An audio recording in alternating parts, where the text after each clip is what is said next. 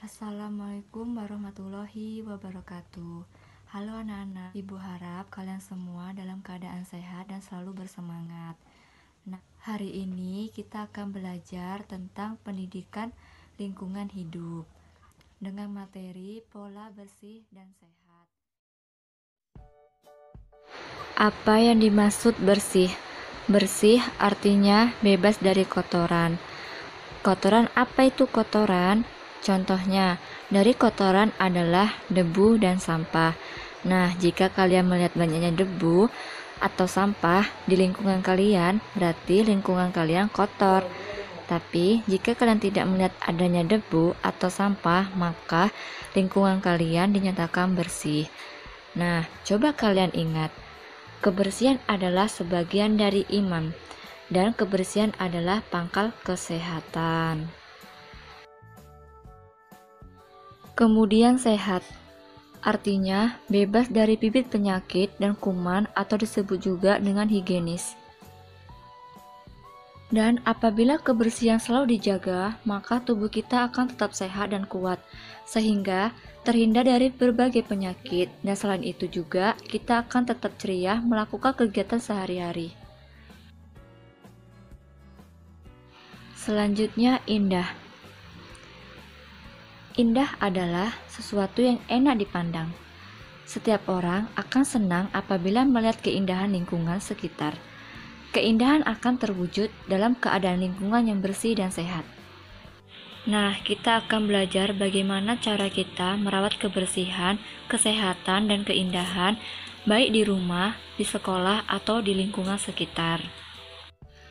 Yang pertama, kita akan belajar tentang kebersihan, kesehatan, dan keindahan di lingkungan rumah. Coba kalian amati. Di sini terdapat dua gambar rumah. Rumahnya yang pertama, di sini terlihat rumahnya begitu bersih, indah, dan tumbuhan yang hijau. Sementara rumah kotor dan tumbuhannya pun tidak tumbuh subur. Ini merupakan contoh rumah yang bersih dan juga rumah yang kotor. Jika rumah kalian kotor, apa yang kalian rasakan? Tentu saja kalian tidak akan nyaman ya, karena rumah yang tidak indah dan juga banyak sumber penyakitnya. Lalu, jika rumah kalian bersih, apa yang kalian rasakan?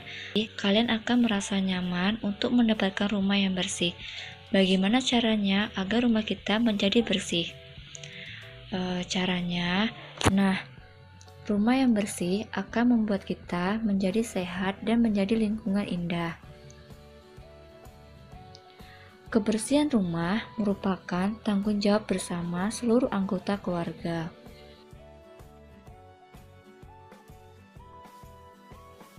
Bagian rumah apa saja yang perlu dibersihkan?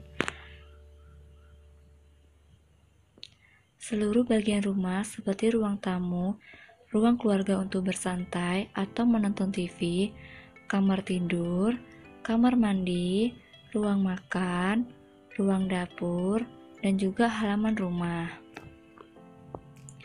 Aktivitas apa saja yang perlu dilakukan untuk membuat rumah kita selalu bersih?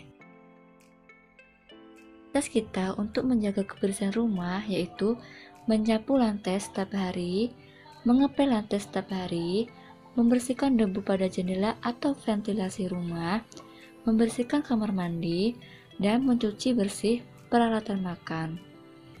Apakah kebersihan hanya dilakukan di rumah saja? Tentu saja tidak, karena menjaga kebersihan tidak hanya di rumah, karena kebersihan harus diterapkan juga di sekolah dan juga di lingkungan sekitar kita. Karena bibit penyakit dan kuman ada di mana saja. Jika kita di sekolah, tempat apa saja yang harus selalu menjaga kebersihannya? Tempat di sekolah yang harus terjaga kebersihannya, ruang kelas, halaman sekolah, taman sekolah, ruang perpustakaan, dan kamar mandi sekolah. Siapa saja yang bertanggung jawab menjaga kebersihan sekolah? Kebersihan di sekolah merupakan tanggung jawab seluruh warga sekolah, seperti siswa, guru, penjaga sekolah, serta masyarakat sekitar sekolah. Nah, kegiatan apa yang dapat kalian lakukan di sekolah untuk menjaga kebersihan? Untuk menjaga kebersihan di kelas, kita dapat melakukan menyapu kelas setiap hari, mengepel lantai kelas, merapikan meja dan kursi, dan membuang sampah pada tempatnya. Semua aktivitas itu biasanya dikerjakan bersama-sama secara bergantian dengan dibuatnya jadwal piket kelas. Bagaimana dengan kegiatan menjaga kebersihan di lingkungan sekolah lainnya? Seperti taman sekolah, lapangan sekolah, perpustakaan sekolah, dan toilet di sekolah. Nah, menjaga taman atau halaman sekolah, harusnya kita membuang sampah pada tempat sampah dan menyiram tanaman agar subur. Menjaga ruangan perpustakaan sekolah, kita dapat merapikan buku dan meja dan membuang sampah pada tempat sampah yang tidak mencoret-coret buku, meja, atau di dinding perpustakaan. Selanjutnya, menjaga kebersihan toilet di sekolah, yaitu menyiram toilet setelah digunakan agar tidak bau dan tidak kotor. Sekarang kita akan mengamati sekitar lingkungan. Coba kalian amati gambar lingkungan berikut. Apa saja yang bisa kalian lihat? Di situ terdapat banyak sekali tumbuhan hijau, tumbuhannya subur, dan juga tidak ada sampah. Indah bukan? Lalu gambar yang kedua. Di situ terdapat banyak sekali sampah. Apa yang kalian lihat? Apakah pemandangannya menjadi indah? Tidak ada tumbuhan yang tumbuh subur, sehingga menyebabkan lingkungan menjadi kumuh dan juga kotor. Menjaga kebersihan lingkungan sekitar merupakan tanggung jawab semua masyarakat.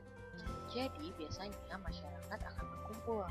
Kegiatan yang dapat dilakukan biasanya adalah kerja bakti, di mana seluruh warga bergotong royong membersihkan jalan sampah dan membersihkan got atau selokan air.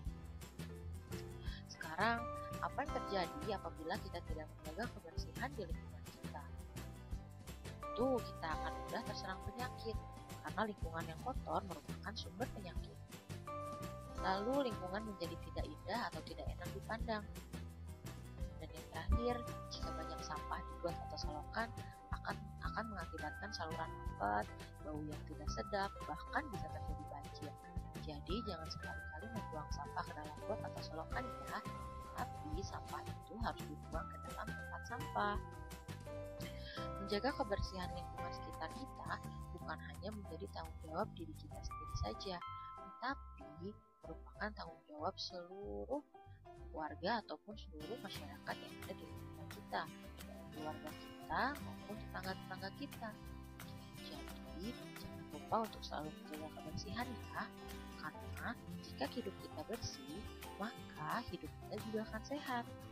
Lalu kita juga akan mendapatkan keindahan baik di rumah, di sekolah, ataupun di lingkungan sekitar.